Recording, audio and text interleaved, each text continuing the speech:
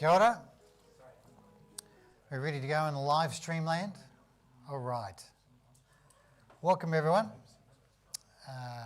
Thank you for coming along tonight to have a chat about the elections, the election process. My name is Warwick. I'll tell you a little bit about myself in a minute and we'll go through a presentation. I've got about 50 slides to go through on PowerPoint. I love PowerPoint. I'm going to read every word on every slide, slowly. All right? It's not going to be death by PowerPoint. Great to see some familiar faces here that I've met before, and I know I've emailed and spoken to many of you as well. So I hope that you'll have plenty of questions for me.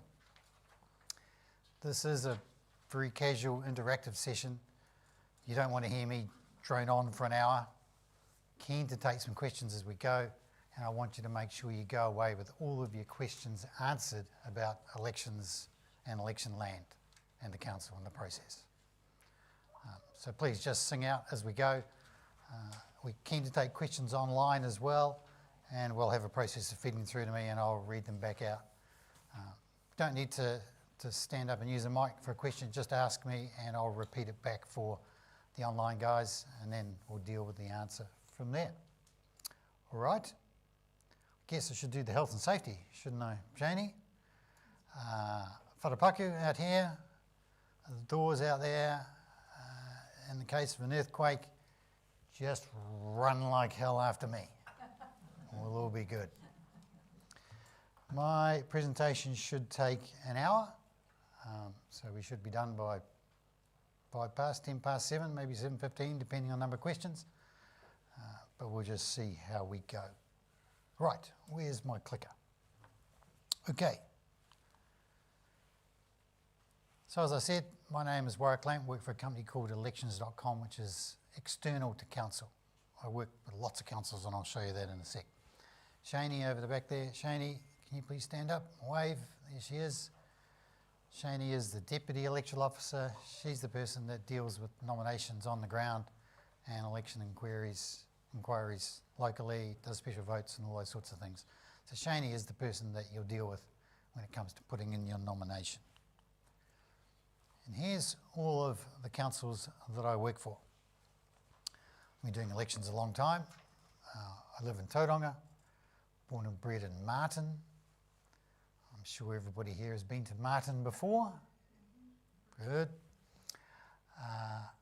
And I've been doing elections since 1986.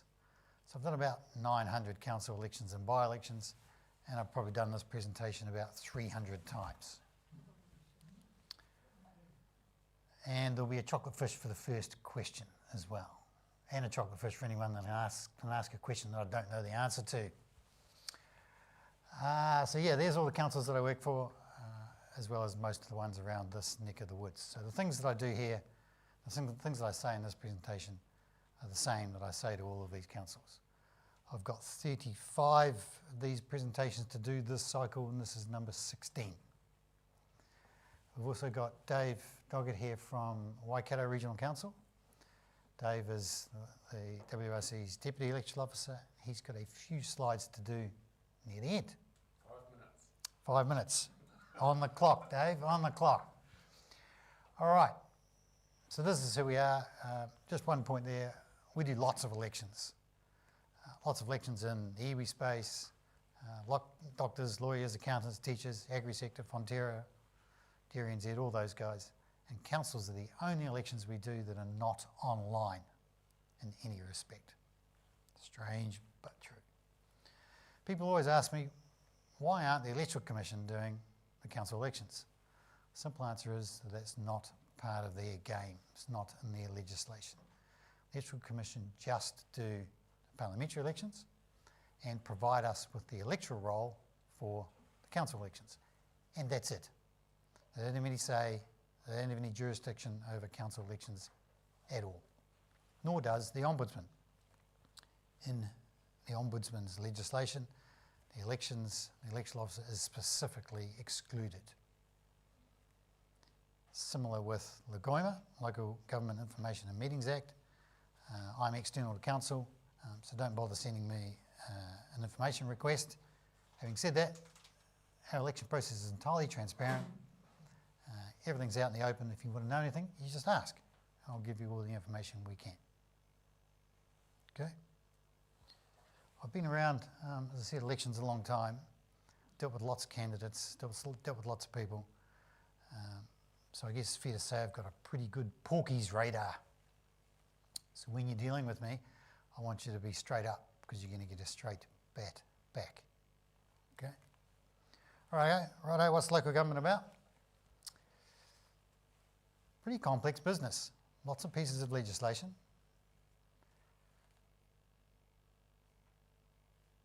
Big organisation, 400 full-time staff-ish, 100 odd million in annual turnover. Big organisation with lots of moving parts. And those are all the things, the big picture stuff that a council does. So as a result of that, it is a big deal to be an elected member. It's not a 5-minute job. You're there to be the eyes and ears of the community and therefore be part of the council that makes big decisions about what happens in your district. Not a 5-minute job. Hard to do around a full-time job doing something else, depending on how flexible it might be. We'll talk a little bit about the hours and the meetings and all those things shortly.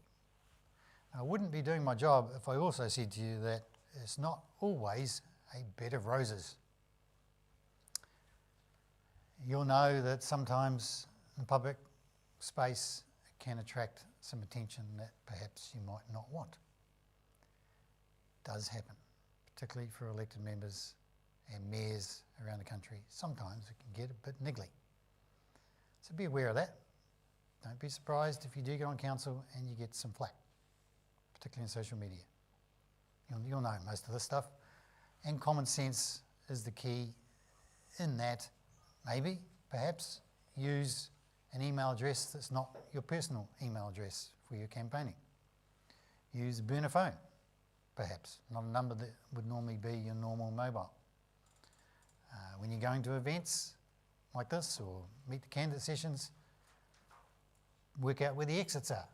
Know where your de-escalation point is if, in the unlikely event, you get into a situation that you feel your safety's compromised. Just be aware of that stuff. Not a big drama, but be aware of it. Any questions about that? Great, okay. So these are the key things that an elected member does. Big picture stuff. Governance, not operations. Strategy, not potholes. And you remember that elected members employ just one person, the CE, Julie, over the back. And Julie's then responsible for the 400 odd staff. Some core competencies that are listed in the Candidate Handbook. Handy, but not essential.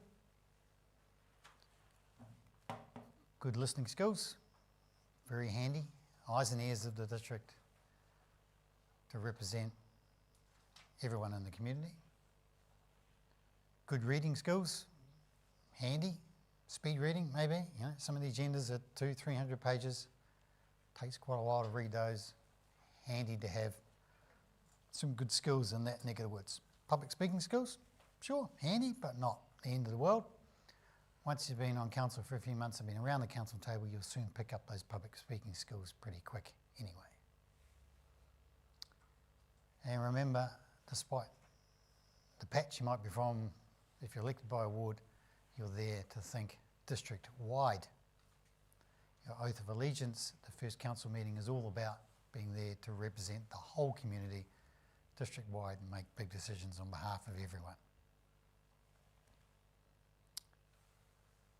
Okay? And this is the key slide about what's the time commitment. Not a 5-minute job. And you've got lots of meetings and workshops. Mostly Tuesdays and Thursdays. Shani, what day is your council day? Tuesday. Mostly in the afternoon? Okay. Do elected members have laptop? iPad? All agendas, yep, no worries. All agendas are electronic? No, nothing printed out? No, great, okay. So an electronic agenda on what, Friday before the council meeting, 1 week before? Reading Sunday afternoons, Sunday evenings, takes a lot of time. Attending council events, going to different things outside normal hours. Got to be flexible around that. Generally, the mayor for a council is a full-time job. Usually elected members, councillors, 20 to 30 hours. Goes in cycles though. Council long-term plan time could be 30, 40 hours. Other times it might be 10 or 15. So just be aware of all that because, as I said before, it is a big deal. Positive thing to do, but has a time commitment. Any questions about that?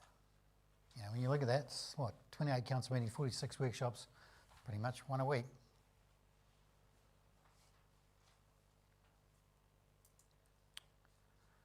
Righto, still waiting for my first question.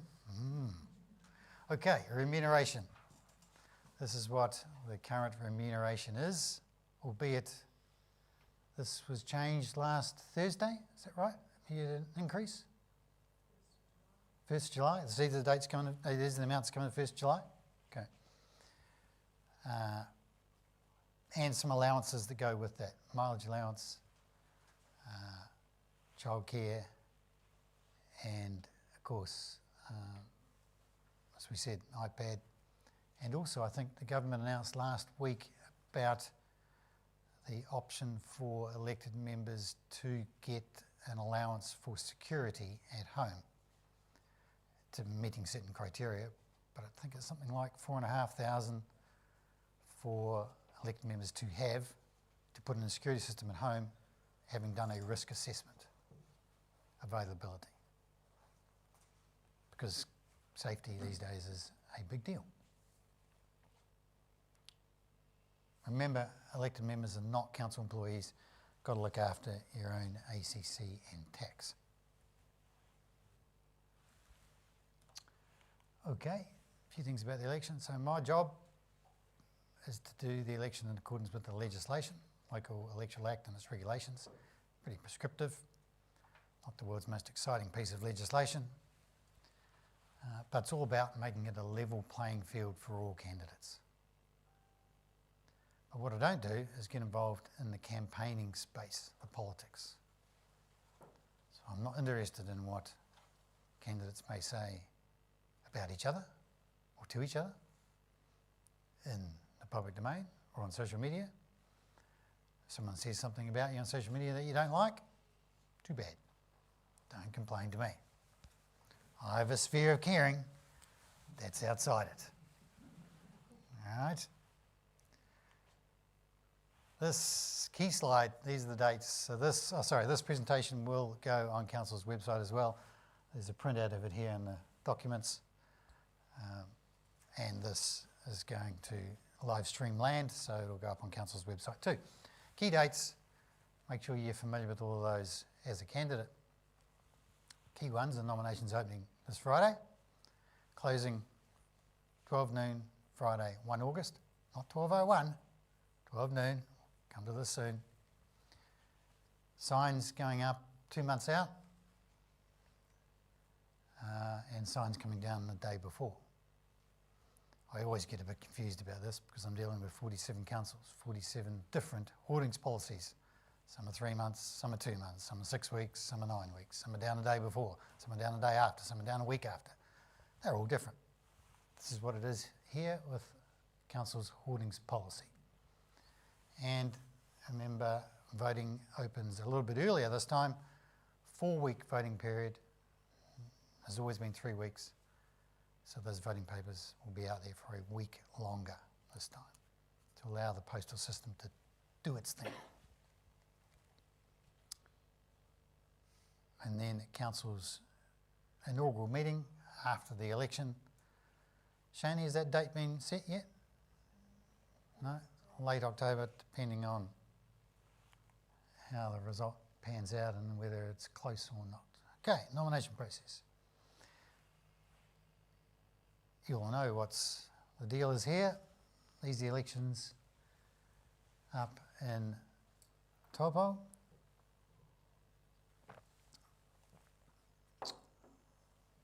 Five wards, 12 councillors.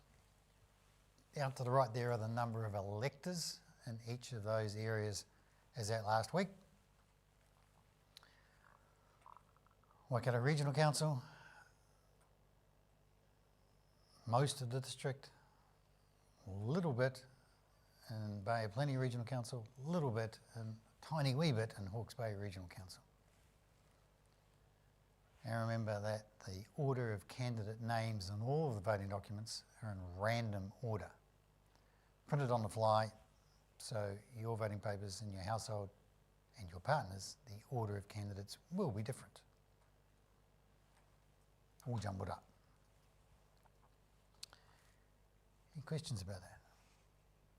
First past the post, tick the box, random order.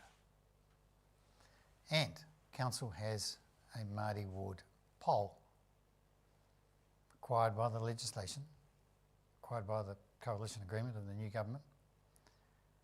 37 of these around the country. And in this neck of the woods, the confusing thing is that there's one for the district council, one for the regional council. And that's the wording of what the question will be. In fact, in your case, it's just a small part of Hawke's Bay Regional Council that is affected by it. 30 electors down the bottom there. Waikato Regional Council and Bay of Plenty Regional Council don't have a Māori ward poll. So most people are going to get just the one question. Binding on council from 2028 to 2034, not 2025 to 2028. This election, Māori ward councillor will be elected, will be in place for the next 3 years, and then depends on the outcome of that. Okay? Questions about that? Yeah. I don't have a problem with the Maori ward. I do have a bit of a problem with the general wards. Sure. In as much that if there is only one person standing, then the people in that ward virtually are disenfranchised. Yep. Because there's nobody they can vote against. Sure. We don't get the option to vote against someone in Taupo ward who we may not want to vote in. I guess this is going backwards a bit because I understand the philosophy behind it. Sure. But do you agree with that we are literally disenfranchised if there is only one candidate? It's not my place to have an opinion on that particular matter, but that is all part of council's representation review that determines the number of wards and the number of councillors, and that's up for review in 2027, so after this election, when the council will go through this process again and look at that particular issue and may change it. Speaker, a question. Yeah. How do you figure it would work if more people voted against having that candidate than voted for it? Does that mean that ward stays vacant? How does a vote against work, just in your mind? There is no opportunity to vote against. That's what I'm Correct. saying. No, but if you had, are you saying we should have the opportunity to vote against? How's that going to work? Well, the only... No. You said if there's only one, you want to be able to vote against them. No, I didn't say. I said we denied the vote against anybody. Like, for example... Oh, you mean you don't then able to vote for the total ward or something? Exactly. Yeah.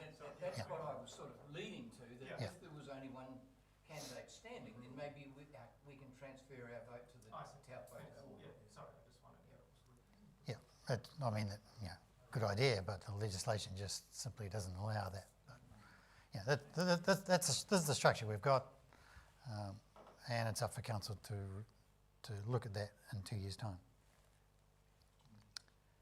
Okay. All right, nomination process.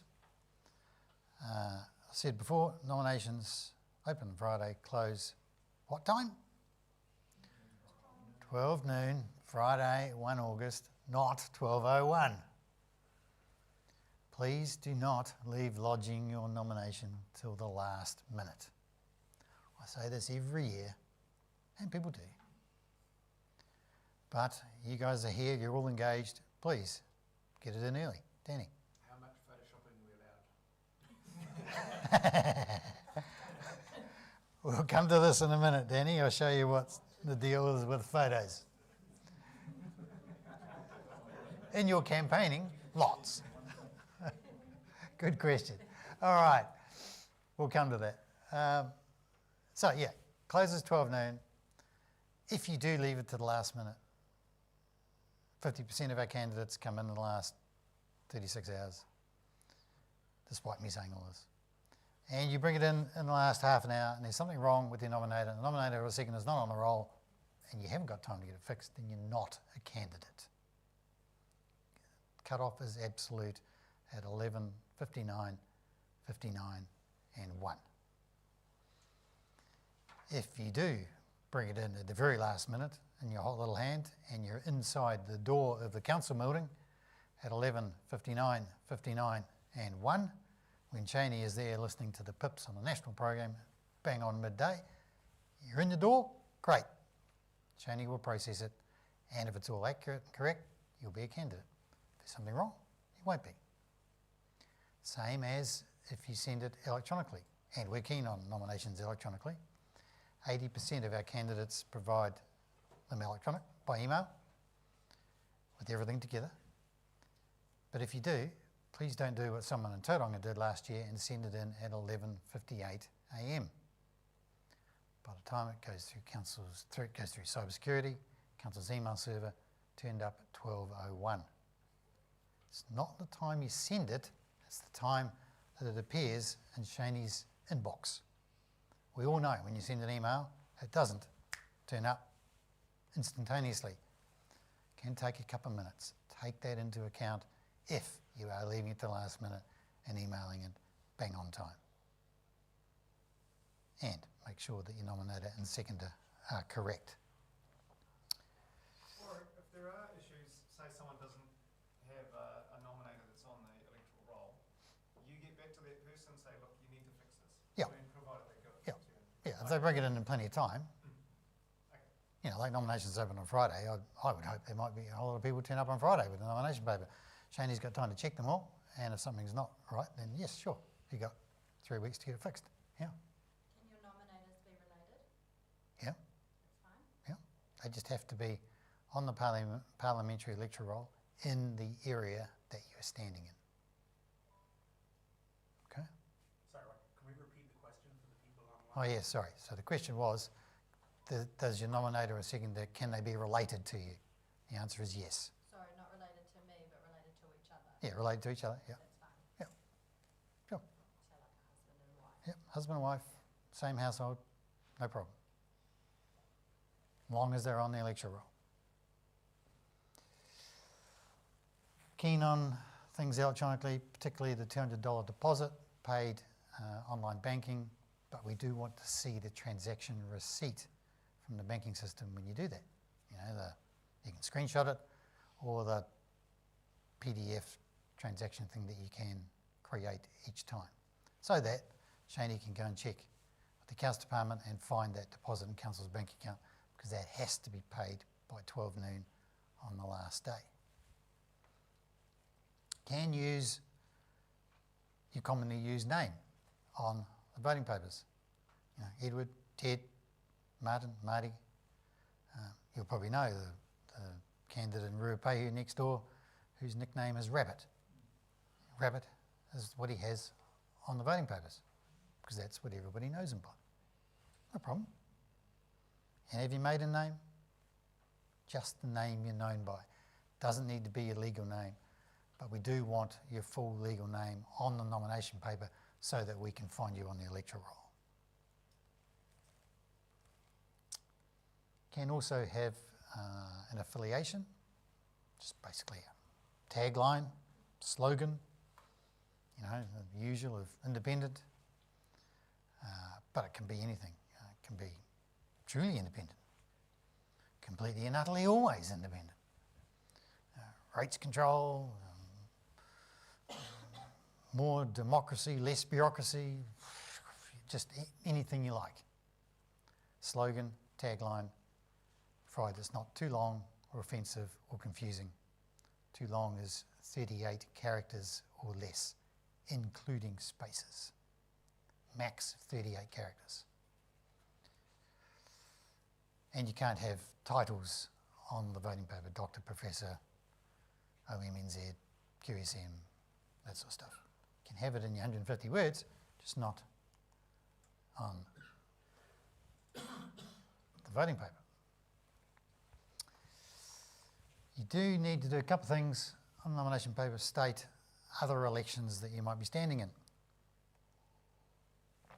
So now you can stand for the mayor and the ward,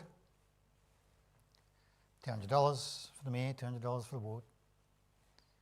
You could stand in another council. You could live in Auckland, stand here. Wherever you stand, $200. I had a gentleman at the last council election stood for the mayoralty in 6 councils at the top of the South Island. 6. $200 every time. And this requirement on each one he had, I am standing for, named all the councils, which got printed at the top of his profile. He came last in all 6, but he could. $200 every time. Remember that the nomination paper is a public document, anyone can come and have a look at it. But having said that, public safety, candidate safety and all that, we don't make the candidate's physical address, home address, we don't put that anywhere in the public domain. So on the nomination paper, the bit to fill out the candidate's physical address is on the back side, and we don't put that in the candidate contact details. You do have to also state if you live in the area in which you're standing. Tick box to do that, that gets printed at the top of your profile statement. I'll show you what this looks like shortly. Just one new thing this time, once your nomination is confirmed and checked by Shani enters it into a nominations portal system that we use at our back end that allows her, once nomination is confirmed, to hit publish, and the name of the candidate, affiliation, contact method, mobile, email, gets punched up to a link off council's website straight away. So the earlier you bring your nomination in, the longer that will be up on council's website, showing name, affiliation, mobile, email, not physical address. At the same time, or soon after that, once the profile and photo has been processed, that system will generate an email to each candidate with what your profile statement will look like. Haven't done this before, first time. Candidates will get the opportunity to see the format of what the profile is going to look like before it gets published in the profile booklet. Now that, that's not an opportunity for candidates to redo the profile statement. It's a chance to check that the details we've got are correct. Name's spelled right, affiliation's correct, got the right photo with the right person, and that it's all in the right election. Not a chance to redo your profile.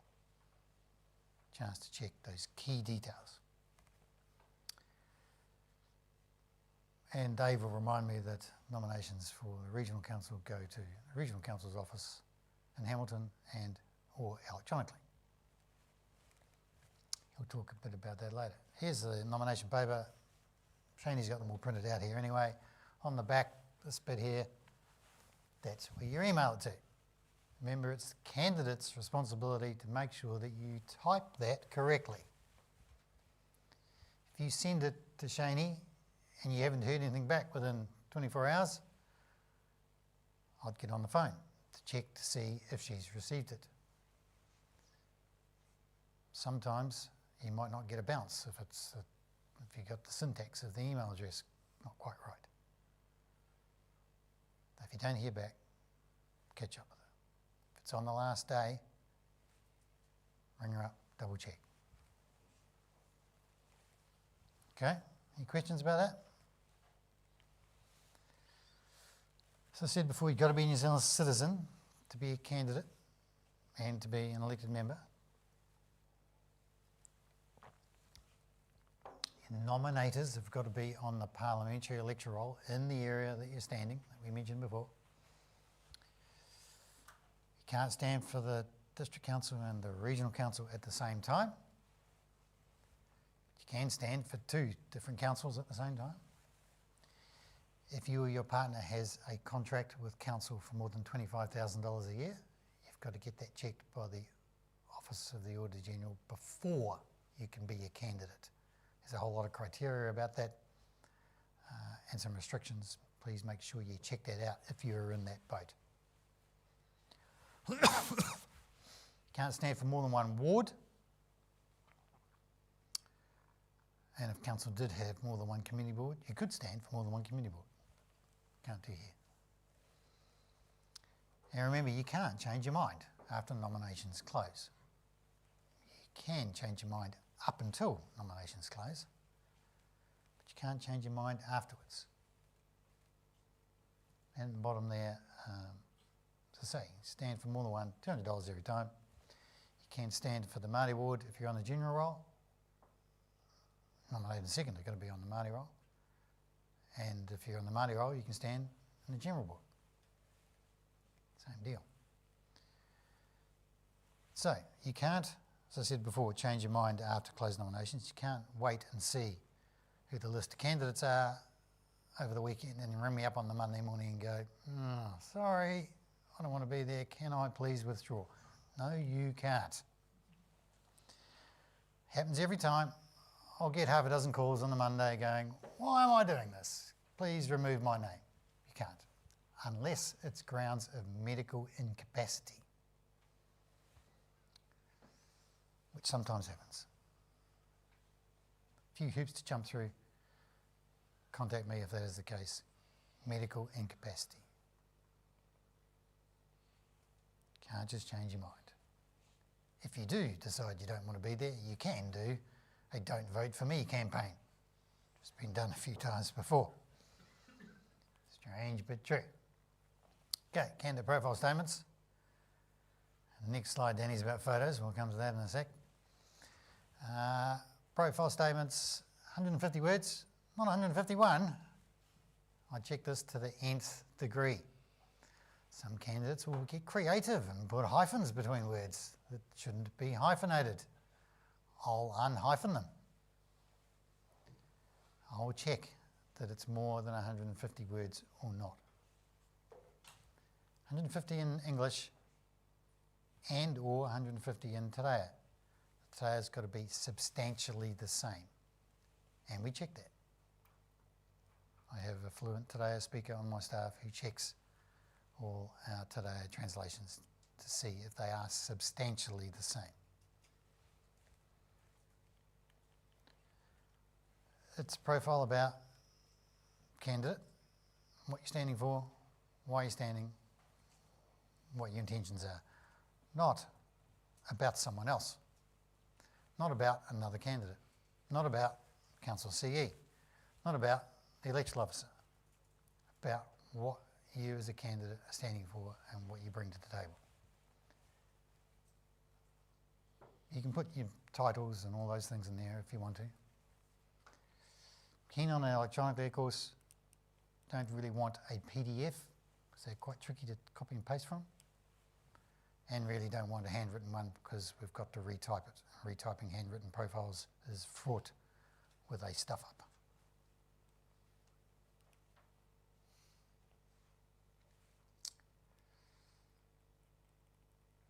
It's not my job to check to see what you say in your profile is correct or not. If you tell porkies, not my problem. But in my experience, when that does happen, it's normally found out pretty quick, ends up in the media, and the voting populace will decide.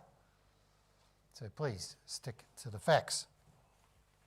But your call. And once the profiles are signed off for print, a couple of weeks after nominations close, we'll then get them up on Council's website. Any questions about profiles? All of these things, they apply to the Regional Council candidacy as well. Dave will mention a bit later, and are covered in much more detail in the candidate handbook. So please have a read of that. Photos. Stanley asked, can you Photoshop them? For the profile statement, you've got to have a photo taken within the last 12 months, just like my one is. Not. We check that. So Shani will look at the photo, and if she thinks that it doesn't look like you and was taken more than 12 months ago, she'll sing out. Probably get me involved. I'll get my IT man to delve into the metadata in the photo to see when in fact it actually was taken. And you'll be surprised at what people give us. No hats, no trees, no babies, no pets, no dark sunglasses, no hats, no parrots, nothing else. Nice head and shoulders shot taken against a nice, clear, preferably white background. Can smile, doesn't have to be passport photo, drug dealer look, can just be nice head and shoulders, happy shot. This is not the photo that goes in your campaigning. You can use it in your campaigning if you want to, but in your campaigning you can use whatever photo you like. And you can Photoshop it up the wazoo if you want. You can use one from 20 years ago, no problem. It's just the one in the candidate profile document that has to be within the last 12 months. Keen on it electronically, of course, colour, as high a res as you can get. And please don't give me a photo you've ripped off your Facebook page at 72 dpi, low res, so when we go to print it, you'll look like a fuzzy bear. You won't want that. In fact, we'll reject it. Ask for another one. Okay, questions about that? Danny, you happy with that? Good, sweet. Here's what it looks like. So this is sort of like the email you'll get from us showing you this type of PDF with a photo taken within the last 12 months.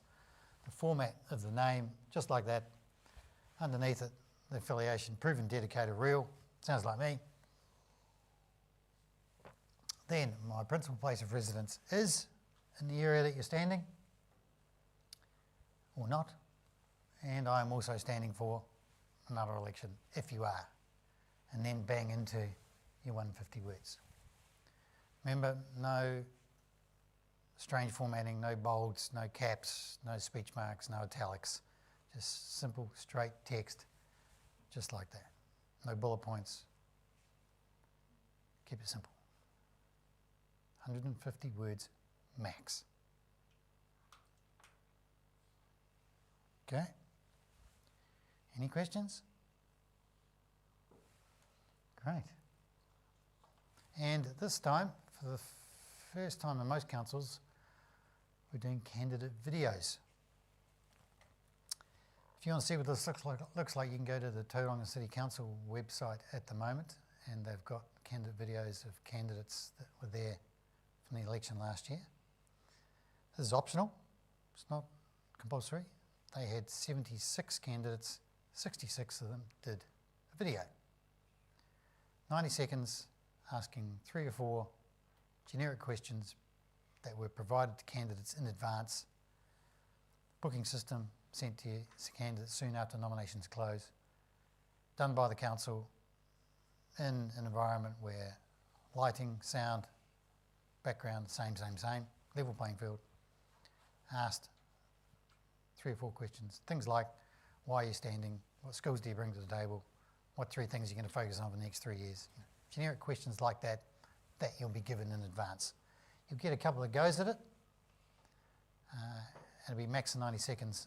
It'll have the question as captions in the top right hand corner, and then your answers will have subtitles underneath.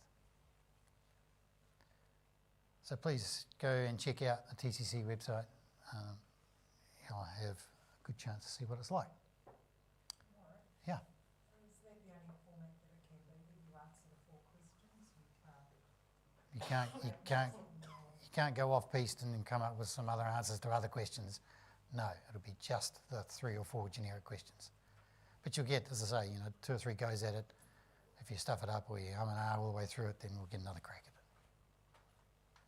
Okay? Just on that, Yeah. you got figures for how well they were, Yeah. or what was it? Yeah, they had 80,000 hits on their on their videos. Lots and lots of people looked at it. Their case didn't translate into higher voting, but that was for a whole lot of other reasons. But in a case like council here, it's a really good opportunity, another opportunity for people to see what everyone is like and see how everyone stacks up. Who pays for that? Council, it's no cost to the candidate, not part of campaign expenditure. There's no cost to it. Sorry, the question was who pays? I'm not very good at repeating the question, am I? Okay, a few slides about campaigning. Not really where I want to go, but I'll mention a few things. A few do's and don'ts. Remember, you can't use council resources in your campaigning. Council resources are council resources, not candidates' resources. Can't use council's logo, council's colours, council's buildings, council's taken photos. The photos of elected members that are on council's website now from when they first came onto council can't be used for campaigning purposes. I won't want you to go and take a photo of yourself standing outside the front door of the council building with the council's name in the background. You can, however, take photos of yourself just, in the community, at parks or in places where anyone could take a photo. No electioneering or campaigning in the council chambers. You can't rock up to a council meeting wearing a Vote For Me t-shirt. Killjoy, I know. Why? Because it goes out on council's live stream to council's social media audience, not candidates' social media audience. Don't want your mate standing up, sitting in the back row of the gallery holding a Vote For Me sign. No, thanks. Remember, every piece of campaign material, every piece of campaign material has to have that little authorisation statement on it. Authorised by candidate or their agent, campaign manager, and contact method, not physical address. It used to be physical address until 2019, not required anymore. Name, contact method, email or mobile, or website address. Authorisation's going to be on your Facebook page, social media, on the platform. Doesn't have to be on every post or email. You've probably heard it before, when people would do a radio ad, the last sentence will say, authorised by, no problem. Same with your billboards, all of that stuff. Now remember, it doesn't matter how big or small the authorisation is. On a sign like this size, it could be a sticky label in the corner or skinny writing down the side. It doesn't have to be a particular size, just as long as it's there, that we can see it. Every item, posters, billboards, signs, caps, t-shirts, badges, doing a little badge, got to have it writing on it somewhere, can be small.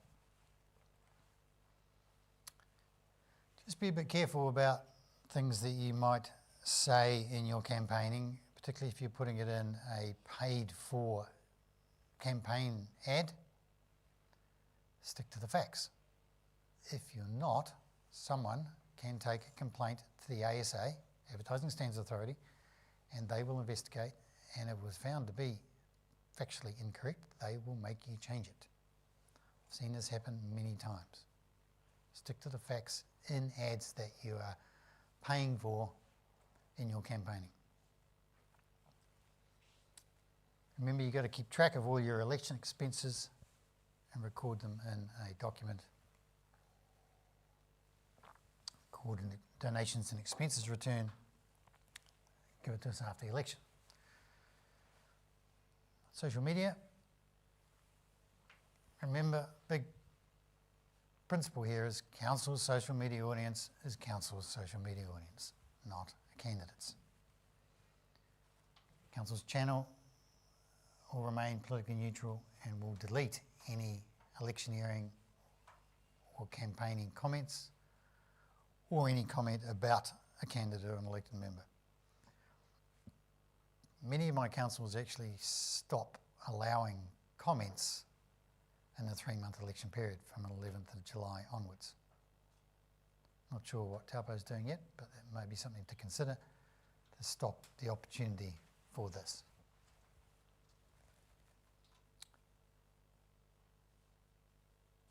Any questions about that? Yeah. If a third party was helping a candidate do a campaign, does that cost for the third party become a cost for the candidate? So the question was, is a third party who might be supporting a candidate, is the costs of that particular campaigning part of a candidate's expense return? The answer is, depends. If it's not part of the candidate's campaign and the candidate doesn't know about it and is not involved in the organising of it, then no, it's not part of the candidate's campaign and doesn't need to be authorised. So if a third party says, I really like this candidate and I'm going to do a big billboard about them, no problem. Doesn't need to be authorised, not part of the candidate's campaign. However, if there is a link and the candidate knows about it and sort of approved it, and that can be shown later, then that may cause some issues with that candidate's campaign expense return if they don't include it. So be careful about that. It has to be arm's length and seen to be arm's length. So can the third party do the authorisation Third party can authorise it if they want to, they don't have to. without the candidate authorising it? Yeah, but it doesn't have to have an authorisation statement on it.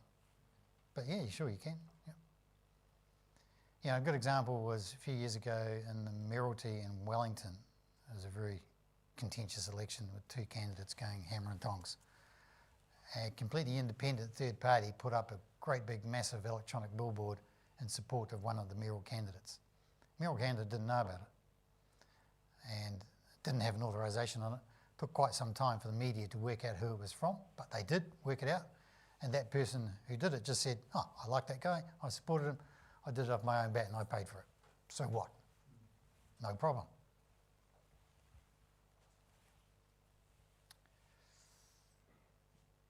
Remember, you can take council's posts and send them to your audience with a campaigning message as much as you like. You just can't do anything that goes back to council's social media channel because it's council's social media channel. You can't rate, review, check, like, share, do anything that then ends up on council's feed because you're piggybacking on council's audience. So simple premise. Yep, take it, send it forward, just don't go back. Remember, it is illegal to take a photo of your completed voting paper once you've ticked all the boxes. Before you put it in the envelope, you can't take a photo of it and post it on the internet. Legal for anyone to do that. You can, however, take a snib of just your name with a tick in the circle and post that. You just can't show other candidates. I'll show you what this looks like in a sec.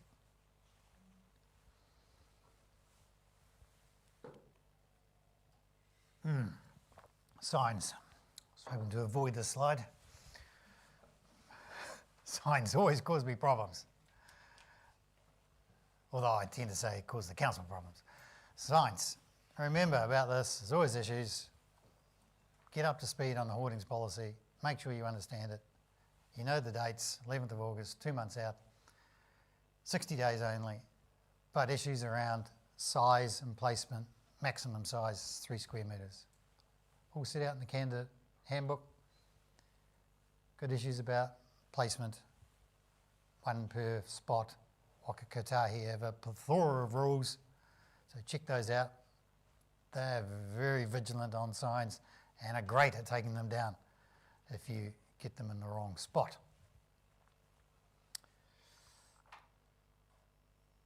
You can, of course, sign right your vehicle, and you can do that now. It's only signs that have the date restriction. You can do any other campaigning as long as you like, whenever you like. You'd have your car sign written out, provided it's authorised, be driving it around. If you did that, you'd be driving around for 4 months. The election period is 3 months. 3 months of the 4 months, 75%. 75% of the cost of the sign writing is what you would put in your candidate expense return. Remember the cost of the wood that holds up your sign, not an election expense. Same with the screws that attach to it. The wood screws, not an election expense. Cost of the sign is. Strange but true. We're going for time. Here's a question about sign writing cars. Yep. Do you have to take that off your car when the date's up for the removal of advertising? So the question was, if you sign write your car, do you have to take that off when the time's up for the signs? No, because it's not a billboard. The billboard has this time period of the 60 days down the day before. Signs on cars? No. You can leave it up as long as you like.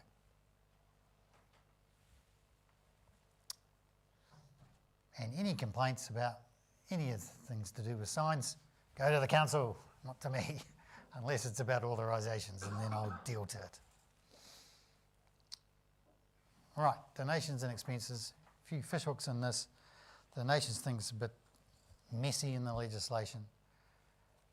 Get your head around it. You have to record all donations for your campaign. Even if you got a donation a year ago. If it's for your campaign, you have to record it in your donations and expenses return and who it is from. If you know who it's from, or you can work it out, then you have to record it. You can't do the, if someone gives you $500 and says, here's $500, but I want it to be anonymous, it's not.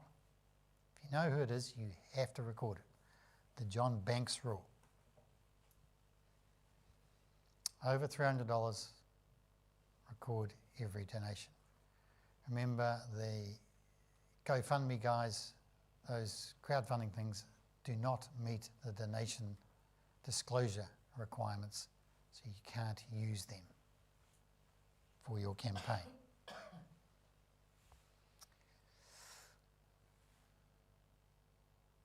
Yes, you can have an anonymous donation if it is truly and utterly anonymous. Don't know how you can get one, but if you do, then you can record it. But if it's over $1,500, you've got to give it the balance to the council. Who's going to do that? Here's the maximum amount that you can spend on your campaign based on the population of the area. Population, not the electoral roll. Same amount since 2001, haven't changed. Here's what it is. If you're standing for the mayor and the ward, it's not 30,000 plus 3.5, it's the higher limit of 30,000 that applies, including GST. Any questions about that? It's all in the candidate handbook. Make sure you have a good read of it. Campaign expenses, you've got to put in your return. It goes up on council's website for 7 years. I'm not interested in what's in your expense return. I don't want the receipts. I just want you to put a return in. Once you put in your return, you'll get your $200 deposit back if you've received more than 25% of the votes of the lowest successful candidate in that election. You've got to put your return in first.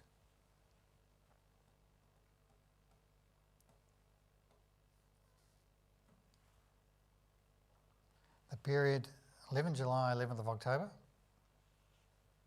You could put a full page ad in Waikato Times on the 10th of July, outside the 3 months, not part of your expense return. Because Waikato Times is a daily paper, the next day there's another paper, the previous day's paper, gone burgers, history, not included. But it's not when you pay for a campaign item that matters, it's when the campaign item is used. If that activity occurs within the 3 months, then that's when you have to record that expense for it, even if you might have paid it 6 months ago. When does it occur? And if it straddles across it, like I said before with the car, then you just pro-rata it. So Warwick, some people in the past have recycled your hoardings. Yep. Use that. Yep. So the question was, what happens if you recycle your hoardings? Great, no problems. You can use your signs from 2022, and your expense return you would just put used 2022 signs, no cost, assuming there is no cost to it. But if you put a stripe across the corner of it saying vote for me in 2025, then the cost of that stripy bit you would include. Okay? Be careful about some things here. Common sense, but sometimes in elections common sense goes out the door. You can meet some of your mates down the local cafe and shout them a coffee, no problem. You just can't say, I'll shout you this coffee if you vote for me. That's treating. You can't have a campaign launch in a place like this where people come in and hear wonderful things about you and provide alcohol. Can provide tea and bickies. Can't provide alcohol at a campaign event. It's treating. Also can't give away an item of value. A fridge magnet or a pen that can be used for another purpose. Might have a small value, but it's got a value. It's against legislation. What if someone organised like a meet candidates, because you're not paying for it? Yeah. So if a community group organises, the question was, what happens if someone organises a meet the candidates event? If a community group does that, no problem. That's not part of your campaign. That's a public event, and there's no cost involved to the candidate in that. Not part of the expenses return. Up to the organisation to do that. Good point though, the council won't be involved in organising meet the candidate sessions. Community groups can, Rotary Lions, all those guys, Probus, whatever. They can do all that. Council, if they know about it, will put those up on council's website to say when they are, but won't be involved in facilitating them at all. Because that's getting involved in the politics, the campaigning space. Janie, you happy with that? Good. Oh, sorry, one question there was I get asked a bit, what does undue influence mean? Undue influence is not someone knocking on your door and berating you about how wonderful they are and telling you should vote for them. Undue influence is when someone is standing right over your shoulder when you have your pen in your hot little hand about to tick a box and they go, don't tick that box, tick this box. That's undue influence in the act of voting. That's when that's an offence against the legislation. Does happen from time to time. Straight to the police, get prosecuted. Here's a good example of good sign and a not so good sign. On the left, of course, you can do this, as I said before, tick with your name, authorisation statement. That's an old one because it's got the physical address, don't need it anymore, mobile or email. But you can't have other candidates without a tick or a cross in them because it looks like an imitation voting paper. I've had this happen a couple of times. Straight to the police, prosecuted against the legislation. Oh yes, what might be wrong about that one? Anybody know where that is? Horowhenua District Council, Levin. 2019, Michael was standing again, car sign written, correctly authorised on the back of it, no problem. Sorry? Yep, he's mayor. Yep, he was mayor. That's okay. He's allowed to say that. Yep. Michael had a car park underneath the council building, but he chose to park it in the council car park right outside the front door. Front door of the council building was there. Council car park, council resource, used for campaigning purposes to get people's attention when they go into the council building and pay their rates. No, Michael, not appropriate. Asked them to move it. Be mindful of that. Well, wondrous orange bins, orange voting bin. They're bigger than Ben here. I'm in love with these things. There's about 1,000 of them around the country. Shaney has got 15. 15. Got it right. No funny hand signals to me, guys, about how many there are. 15 New Worlds, sorry, supermarkets, Mitre 10, council premise. Anywhere else? A few other places? Plenty. Will be widely communicated. Will be a list in the candidate profile booklet. Keen for you to use those. Keen for you to promote them to your networks. You can push that out as much as you like. Take council's post and spread it far and wide, because we want people to put their votes in these. In places where there's CCTV, chained, locked, chained to steel pole or something, cleared regularly, and we get the votes much faster than what they are if it was in the postal network. Because as we know, the postal network's turning to custard. Can go in those. An example, Tauronga's election last year, 85% of the votes we got were in these. 33% of those were in the 6 big supermarkets. 10% via New Zealand Post, 5% by DX. But I'm keen for that number to decrease. Only a few slides to go, except for Dave's 5 minutes, which is coming up any minute, Dave. Yep. Any minute.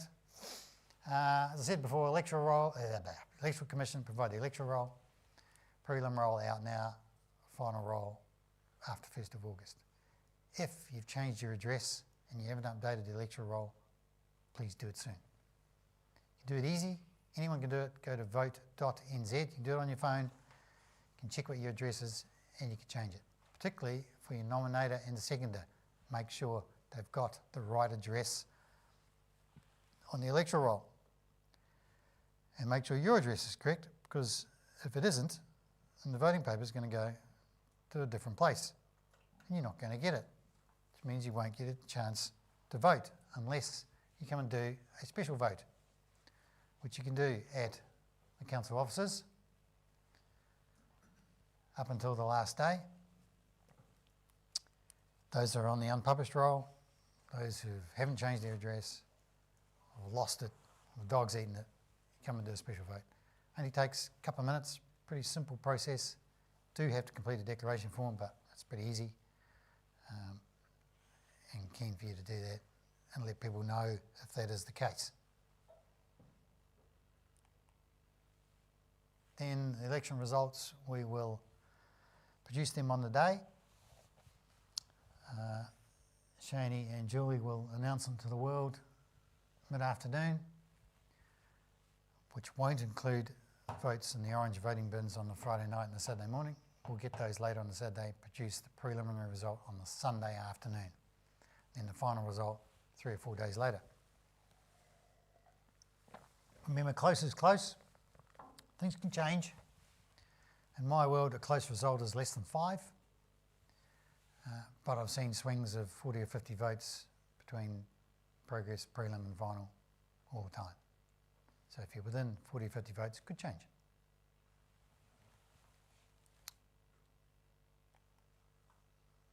And then after that, as we said before, Council's inaugural meeting, late October, formal process, a ceremony, friends and whānau can be there, quite a big deal, great thing to be a part of. Sign the oath of allegiance to do things on behalf of the district.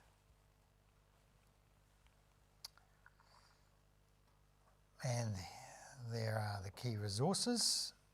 Good news is that Shaney's got them all sorted out in little documents over here, and Dave's got his in a little pack, including Julie's pre-election report, which is all good to go. So please have a good chance to read all those and read the candidate handbook in detail. The It covers all of the stuff that I've talked about. I think, Dave, you're up. And we'll just give you a mic for a few minutes. You're assuming people will hear me. I am assuming people will hear, because I'm sure they will. Dangerous assumption to be making. Oh no, you're good. Alrighty, so as Warwick's kindly introduced me, I'm Dave from Waikato Regional Council. So yes, I'm from Hamilton. I'll admit it now, get that part over with.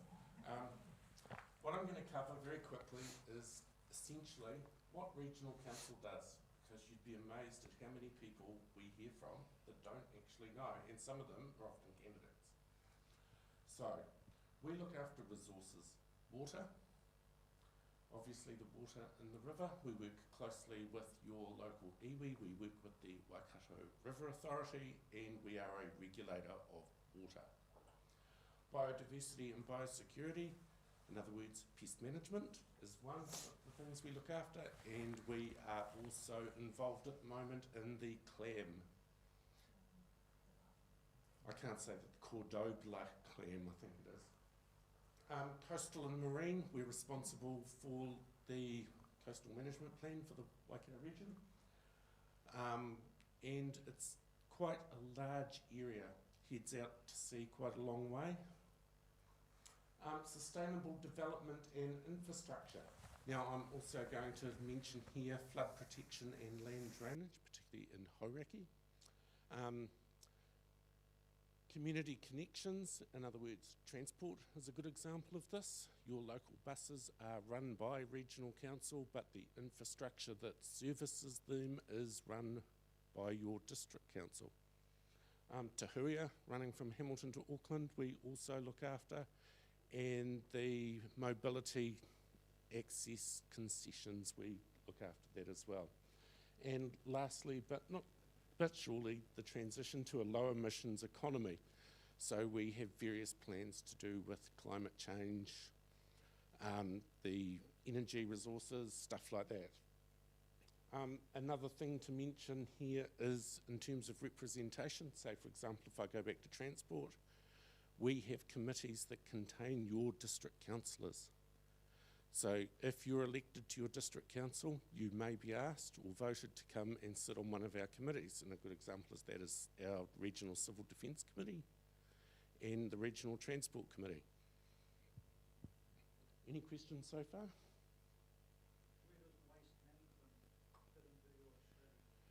Waste management, I knew someone was going to ask me about this, so I'll say the dreaded three waters phrase, and I can say we have nothing to do with three waters. So that's your waste management. While we do have policy to do with best practice, in other words, discharging into rivers and things like that, we don't look after the actual part that makes it happen. But as a regulator, we will issue resource consents that allow those discharges and water takes to happen. Are we involved in the hearing at Te Aomuri? That's the burner one, isn't it? We were involved, and don't quote me on this because I'm not the RMA person, but I think it's been deferred directly to the Environment Court, and it's being now looked after by a set of independent commissioners. Any others? Cool. So our constituencies obviously are much, much larger than the district, and they encompass a huge area. So for example,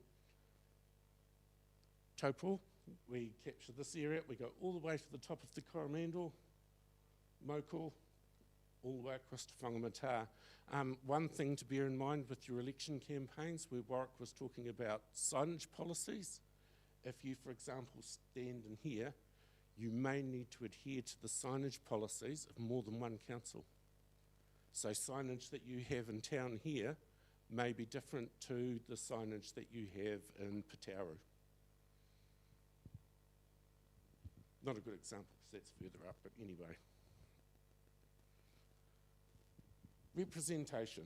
Regional council is comprised of 14 members. We have 12 members from the 6 constituencies, and we have 2 Māori constituencies with a member each. The positions being contested in your region, Warwick's covered this, is these two positions, the general and the Māori constituency. Big difference here for regional council is we do not have mayor. You vote in your councillors, of which there are 14. At our inaugural meeting, one of the first things they do after their oath is they will elect a chair amongst themselves to represent the council. That chair does not necessarily do the full triennium, and they can be changed, discharged, whatever. So, again, the chair is pretty much a full-time role, much along the terms of a mayor, and councillor varies on the number of responsibilities. Depends how many committees they're on. And our agendas, much like district council, can be some pretty hefty reading on a Sunday night, and 300-400 page agendas are not uncommon. The remuneration, this has changed because it changed on Thursday, and I should have updated it because I wrote the memo for that. Our chair's paid about $169, or was. The deputy chair, 86, and our committee chairs, councillors will appoint council will appoint various councillors to chair the various committees we've got, receive between 76 and 80k, and the base salary for one of our councillors is 66k. How's that? Any questions? Yep. Just to clarify on voting, surely it's if one person here is standing for the single Waikato Regional Council total representative. Yep. Who votes for that person? Is it the whole of Waikato region or just Just if I go back, the total? just the. Yeah. Yes, that's So right. I was just wondering why you might discuss someone advertising and there'd be different rules. Probably a really good example for me, a better example for me to use here is that Cambridge sits in the Waikato Waipa District Council, but portions of the Waikato District Waipa, even Hamilton City, there's some overlap there.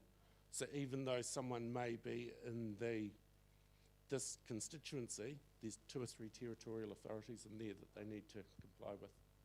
So probably reasonably straightforward. Yeah. You've just got to be mindful when you get to the fringe border up there.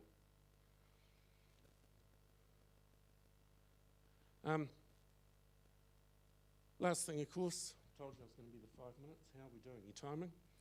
Good. I've got the candidate information handbooks and things here, so feel free to help yourself to one of those, and if you've got any questions, just fire away. And that's it from me. You might be wondering where have I got my flash shoes from? No? No, don't ask Mike Hosking. From a store called Maya, a New Zealand store in Tauranga, Wellington, Palmy, Dunedin. Come from Dunedin. Sorry? And Invercargill. It's a strange day though when the returning officer is giving you fashion advice, isn't it? All right, we're pretty much done. Last slide. Few key things. Remember, no online voting, unfortunately. One day, keep saying that. Find your local orange voting bin. Stick to your own campaign and keep the positivity up. But most importantly, get your nominations in early so that Shani's got time to check them all, and keep yourself safe. Happy to take any other questions now, if you like. Yes, sure. Is there any provision for recounts? Yeah, good question. Is there any provision for recounts? Yes, there is. What is the limit? If you're one vote short, can you? Yeah. Okay. The question is what causes a recount? So I know all about this because I've been through a few of them in my time. Once the final result is released, then a candidate has 3 working days to make an application to a district court judge for a recount. And quite often people think that they might do that if the result is close. But close is not a reason for a recount.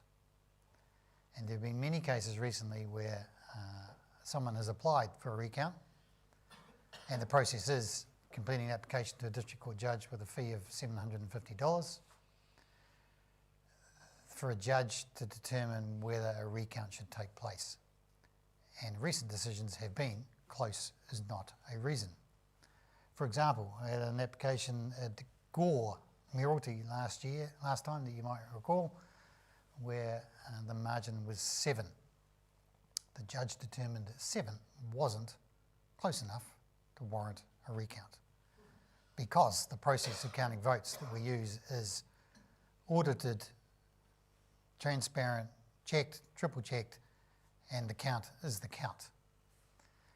To get a recount, you've really got to come up with a reason as to why you think the result that's announced by the electoral officer might be incorrect. And who knows what that reason could be. Could be that you might argue that I might have counted them incorrectly, but I can determine that that's not the case. Might be that there's confusion in the voter base between STV and FPP, and that there might have been a whole lot of people that marked the voting papers incorrectly, and therefore I didn't count them right. Maybe. You've got to come up with a reason as to why the result might be wrong. So a recount is very difficult to achieve. Very difficult to achieve. And then when they do happen, and we had one last time when a margin of 2, and the reason for that was not to do with the vote counting, was that that particular election there was some issues with some special votes that were issued by the council. And in the special vote process, when you issue a special vote, you have to do a declaration as a voter, and the person issuing it, the council person issuing it, has to sign it. In that particular case, there are a number of special votes, wasn't very many, but a number that weren't signed by the council person by mistake. That became an issue, went to a recount, those votes were looked at, the judge determined they were invalid because they weren't signed correctly, turfed them out. It was about 15 or 16 votes with a margin of 2 over 5,000 votes in total. They cancelled each other out, and the result was the same, 2, didn't change. But that was a good reason as to why there could be a recount on a technicality. And that's really how it happens. And who does the recount? The judge will determine how that is done, and it depends on the complexity and the size. Sometimes it might be that the voting papers will go to the court and they'll count them manually and then double count them and then compare them back to the electronic count that we did. But having said that, when you do manual counting, just as a bit of an aside, manual counting is fraught with error. The average error rate in a manual count is 2%, documented, well documented over time. And when you compare it to an electronic count, you can see what the differences are. And so the judge will do that and look at it and come up with what the final result is. If it's STV, of course, electronic, using fractions of votes can only be done electronically, so therefore it's done in the same way that it was done originally. But under the supervision of a district court judge with someone from the court there, a JP or whatever. Chris? Oh, just to follow up on that, so a candidate pays $750. If there is some discrepancy proven, whether or not that changes the result, do they get refunded? That's a decision for the judge to make. Sometimes they do, sometimes they don't. Depends. And usually, you know, it's a court case, basically. You know, judge decision and both parties make submissions, and there can be quite a bit of legal cost involved in that. That cost is covered by elections insurance that the councils have, but it is a cost that can be borne at some point. Okay, so that's how the world works in election land. Thank you for coming along tonight. Thank you to those in live stream land. Any other questions online at all? No? Good. All right, well, thank you for the chance to have a chat. Please come and see me if you want to talk about anything. And please make sure you talk to Shaney if you've got anything on the ground. Remember, our job is to make it as easy as possible for you to be candidates, to get you in the process and get the election underway. please do not leave lodging your nomination till the last minute. All right. Thank you very much. Thank you. Cheers.